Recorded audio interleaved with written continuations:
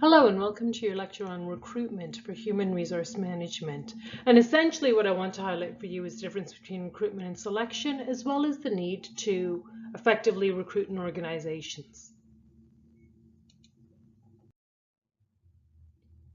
While we appear to know that recruitment is quite critical, in a 2016 study done by the Conference Board of Canada of CEOs in Canada, they found that failure to attract and retain top talent was the #1 hot button issue for Canadian CEOs.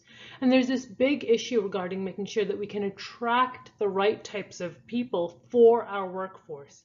And that essentially means that we're trying to create an environment in which we become an employer of choice for those people who have some of the hot skills, some of the more advanced skills, and who can provide a competitive advantage for our organization. There are some serious constraints on recruitment though, so it's not like CEOs are saying we're unable to hire and find new people. They're saying that essentially there's a lot of constraints on who we can recruit. Sometimes we have policies that say we're going to promote from within, and promoting people from within for advancement in the organization is a good career management tool, but it also means that sometimes we end up with a lack of diversity in thought. You still want to motivate your employees by giving them opportunities to advance, so it's a bit of a double-edged sword when you've got a promote from within policy. Maybe our HR plan itself, which we learned about, doesn't give us an opportunity to grow our organization. Or we've got too much growth expected and there's not enough labor in the market. In that case, we may have a difficult time trying to find talent in the open market. We may have employment equity programs, and these employment equity programs might be aimed around trying to encourage a certain visible minority or number of women or percentage of people with disabilities to apply for positions, and that affects our ability to recruit. Recruiter habits are also quite important. So who are you sending out to the market? Who represents the company? Based on the relationship that applicants have with a recruiter, that will actually influence their ability or their willingness to apply for a position. So the types of recruiters that we have, the types of places they go to recruit, and their own personalities have a large impact on the types of people who will apply for the jobs. Environmental conditions. If there's high unemployment, that generally means that there's a lot of people looking for jobs. And in that case, we may be able to get a lot of people applying for our jobs. However, if there's low unemployment, for example, then we may not have as many people who are available for jobs, and we might need to go and poach from an existing company and steal one of their employees, or we might need to recruit in more creative ways. The job itself might have requirements that are very specific or very broad, and that will influence our ability to advertise the job and have the right types of applicants apply, as well as a general cost factor. While it's great for us to suggest that we're going to do testing and all sorts of methods to try to increase the number of applicants, we really can't do that because there's practical limitations of both time and cost. There's also some factors that affect recruitment. So we talked a little bit about employment equity plans, and I want you to look at the examples in the textbook, but there's also the employer brand. So the employer brand means, what is this employer known as? And we do have employer branding that comes from Target, our target audience, who we're trying to go for. I know McDonald's tries to go for younger workers, so they try to advertise work-life balance, working well with colleagues, flexible schedules. Maybe it's a company that's really like a Whole Food style company, and they want to advertise their way of life to the employees because they can identify with the employer brand. Those kinds of brands are actually incorporated in the value proposition in recruitment. So for those of you who are coming from a background in marketing or have some interest in marketing, essentially the employer brand is a marketing tool that we use to increase the number and quality of applicants for positions that we have available in the company. There are a few sources of labor. There's both internal and external sources of labor. So that means we might be able to hire from within our existing group, or we might be able to go outside. A hybrid almost seems to be that concept of referrals. Can we bring in people from our own group who may know somebody? In that case, we're switching the role of the employee to someone who's actually actively involved in recruitment. Referrals are used, so that means that I know somebody who may be good to work in my company. They're mainly used because it increases the quality of hire and increases the length that they stay with the organization. Some companies I know give referrals as high as $10,000. So for example, Deloitte & Touche gives a referral of $10,000 for executive positions, provided that the executive stays for 2 years. Other companies I know give referral bonuses of $250 or $500, but it is a good way to spread the employer's message and recruitment activities to a different applicant pool that may only be 1 degree of freedom away.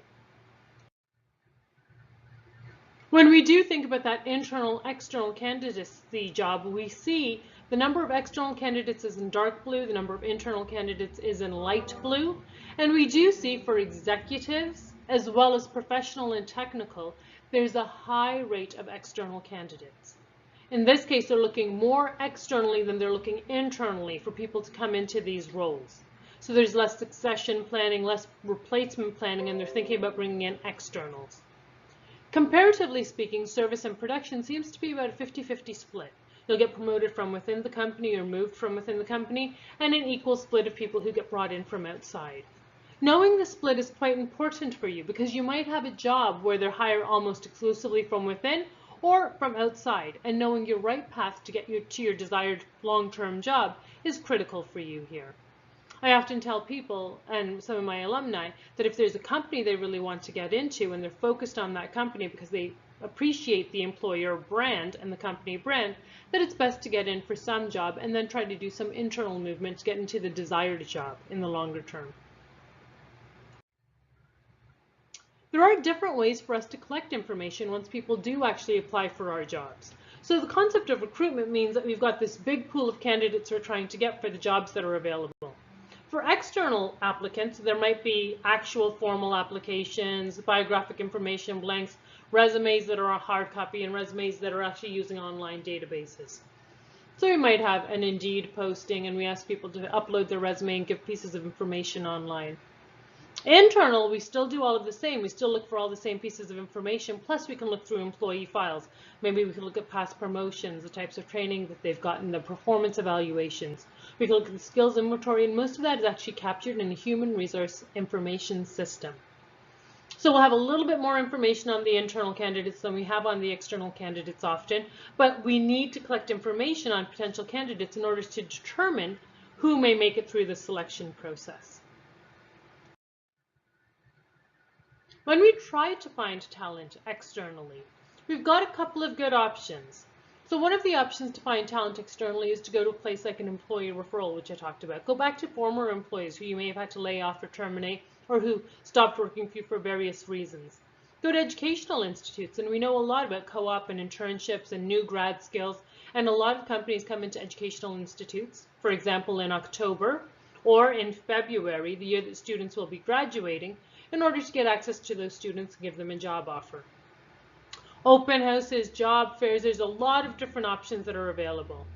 Executive search firms are probably not something that you're going to be familiar with right away. They're usually used for people who are currently in executive positions and may be passive job seekers. They're not actively on the job market, but if the right opportunity comes along, they'll engage in the opportunity. But there's lots of different sources for us to go and get that external talent.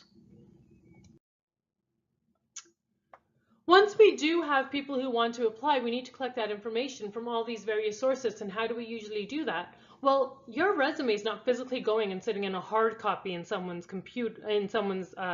file system at their desk. More often, it goes into this thing called an applicant tracking system, and I talk about that in length in the actual textbook. But an applicant tracking system, this is an example of the Capstone system, and this I believe is a Taleo-based system. But it's a system where you've got the name, the location, some rating, and some information about what type of job a person was actually applied for. What you'll see there is you've got the option to search. And in a search, you could do a search for BCom, you could do a search for MBA, you could do a search for marketing, and they're keyword searches that come up. Earlier in Chapter 1, we talked quite extensively about the value of a designation.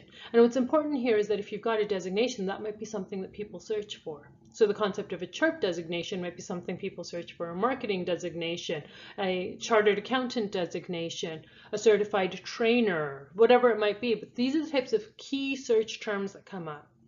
As a user of this type of a system, by allowing me to go and look for key search terms, I might be able to find out of 1,000 people who applied, the top 8 or 10 that might have the key search terms that I'm looking for. So it's almost a filtering system that doesn't require a whole lot of manual labor.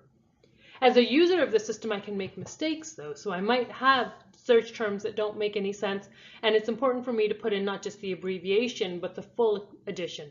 Maybe you spell BCom with a double M, and I'm spelling it with a single M. Will it show up? Maybe I need to write in Bachelor of Commerce. Maybe you've got a Bachelor's of Business Administration as opposed to Commerce. Are those equivalent? Am I looking up the right terms?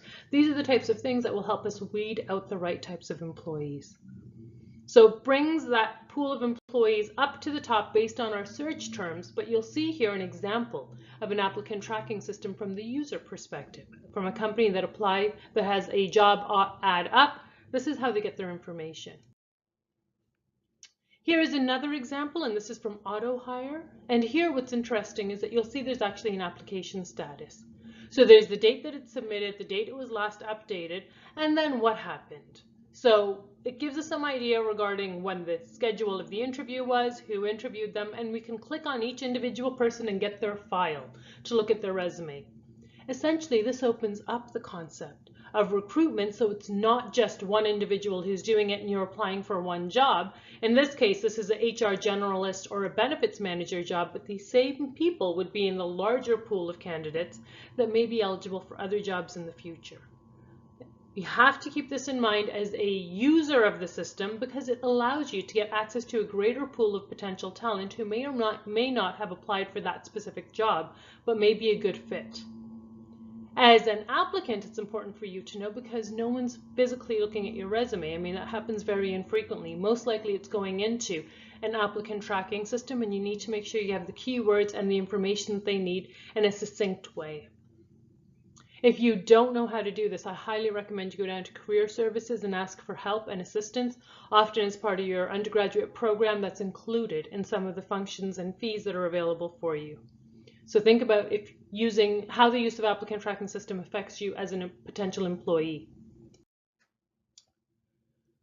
The Talio system is one of the more popular applicant tracking systems, but essentially what happens is there's a search page and you could register as a user, you can look at some job descriptions, there's a privacy statement, and then from there individuals will fill in their resume, their education, the contact information, and sometimes even do questionnaires that identify for us whether they're a good fit. It might be a personality questionnaire, but more likely it's a questionnaire about, are you eligible to work in Canada? Have you been pardoned for any criminal offense do you have criminal offense for which you have not been pardoned that may affect your workplace? Do you meet these criteria? Please identify the highest level of education, how many years of experience, so very specific information. Based on that, it gets automated that there's a thank you page. And if you do meet the requirements based on the application flow, then you will be moved into a certain kind of a system. And if you don't, then you get a notice saying that it's a rejection and you're not a good match. So without a human being touching it, the system actually flows through and starts to weed out people who wouldn't be a good match to keep that database as clean and focused on good quality candidates as possible. So here's the Talio applicant process flow chart. And if you've got any questions about the applicant tracking system, I encourage you to ask them in the main class area. So it generally seems simple, right? Recruitment, we're trying to get the best quality candidates to apply for our jobs. We're not picking them yet. We're trying to get the best quality of candidates to apply for our jobs. Well, generally, according to a survey by Right Management, the most successful means to secure your last job has been traditional networking. So that means the people that you meet are the ones you're more likely to offer a job to. There's something more tangible about knowing them. And whether it's traditional networking using things like LinkedIn, which is a networking site, a business networking site, or whether it's a colleague of yours who's a friend of a neighbor's, whether it's an employee referral, whether it is some form of networking because you're part of a board of trade or you play soccer together, these are the primary means where 1/3 of people got their job because of traditional networking. So if you're sitting at home as a student and you're not part of a group, you're not part of an association, you don't go regularly to meetings, I highly encourage you to do that because that seems to be a main tool in order to increase employability. For example, with myself, whenever I join a function, I generally don't join as a member. I'll volunteer in some capacity, whether it's volunteering as a board of directors or whether it's volunteering as a guest speaker at an event, because that provides a forum for me to not be in the audience, for me to be someone who is now useful to the group. And by offering that, I increase my networking ability. And networking itself is quite an important skill that I encourage you to learn, but it is the way that people seem to be getting jobs. That does mean that our recruiters, as well as managers, as well as organizational agents, need to be out there effectively networking and sharing our employer brand so we have a good pool of potential candidates within a few degrees of freedom. Online job boards, the more popular one right now is Indeed, but there are others such as Career Builder, Monster, there's a Workopolis, there's a few of them. Agencies and recruiters. Once you get to more executive positions, the likelihood that you're going to upload your resume without actually having someone whose job it is to manage your employment process reduces. In that case, we've got a formal recruiter. I know a colleague of mine makes a very successful career out of recruiting, and she gets paid 30% of the person's first year salary when she recruits someone who's successful in that job. So they have to stay with the job for over a year in order for her to get that funding. And her job is essentially to go out and meet people and make sure that she can get the right types of talent. So when a company comes to her and says, hey, we need an IT person who can start on Tuesday, who knows the system for 3 years, she's got a pool. She's got the bench strength knowledge of people who may be good candidates for that job. Surprisingly, cold calls are 10%. Picking up the phone, going out and meeting someone and saying, hey, I just want to talk to you, results in a job 10% of the time for the people who got jobs and were surveyed by Right Management. So that means that if you meet someone and they say, hey, I'm the Chief Technology Officer at Microsoft, going out and saying, I'd love to take you out for coffee or dinner, I'm going to be in your area on Tuesday at 12 o'clock, is it okay with you if we meet for half an hour, generally seems to be an excellent way to get a job as well. Online networking and newspapers or classified ads are very little. So we're talking about 3% and 5%. So that opportunity is actually fewer than you would expect. And you have to think about the other aspects when we're going out to recruit talent as well as applicants. When we are recruiting, there is this importance in the job ad to include the types of information that we might need. So for example, you want your job title and responsibility, the location of the job. Because of the internet-based recruitment and the amount of information that's available, if we've got a location someone needs to be employed in, we need to disclose that. Oftentimes it's good to put in a starting pay range, and then the rest could be competitive, but at least that helps peg people and saves you the time for people who wouldn't otherwise consider applying for your job because the starting pay range is too high or too low. The closing date for the applications, whether they should do a resume or a cover letter, whether or not they should call, and where they should email applications or resumes. Oftentimes it's an upload though. We should also have desired information and some information about the organization.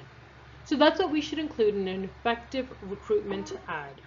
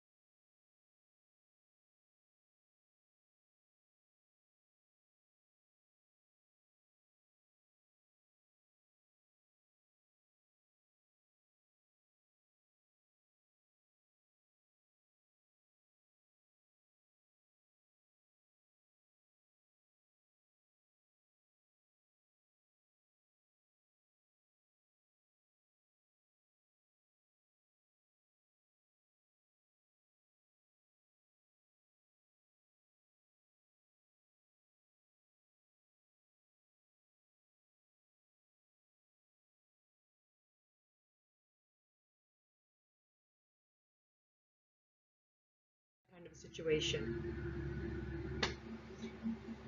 Essentially, when we're talking about recruitment, we need to have a way to measure whether we're recruiting effectively or not. And when we evaluate recruitment, some people will actually do the cost to hire. Others will take a look at the quality. Others will think about the offers that we provide and how many applicants came in. And some will look at the time. How quickly can we turn around on vacancies? When we take a look at those numbers, the average cost and time to fill a vacancy, we see that it does range based on the roles that people have. So clerical, service, and production generally takes about a month and a half to fill those vacancies, and on average it's $5,000 to fill that vacancy when you take in all of the costs of recruitment and selection. Whereas with other management roles we see it's much longer, 2 months, 3 months, and it takes tens of thousands of dollars here. So in that case, we are spending quite a bit of money for people who vacate positions, or if we grow and we need to budget for the amount of money it will take for us to recruit talent. What we see also is that there's some certain stigmas associated with being unemployed. And what we're seeing here is that the recruiter themselves have got some biases that come into play. And you might have heard the common idiom that you're more likely to get a job when you're already employed than when you're not. And this seems to be true based on some studies that we've recently seen. In one study, 47 HR managers compared resumes, and these were about equal resumes for marketing positions. And generally on a hireability score, they gave those people who were unemployed a 10 to 14% lower score. So although they were comparable resumes, just the fact that you're employed is perceived to be more engaging for an employer because it means that you're employable. Similarly, a second study sent out 12,000 fake resumes for jobs. They had about a 5% callback rate, and those who were unemployed for 8 months as opposed to 1 month actually had a statistically significant lower chance of being invited for an interview. That also tells us that it's not just being unemployed, but it's how long have you been unemployed that becomes a factor. Because if you're unemployed, there seems to be a stigma that follows you around, and it's harder to get a job.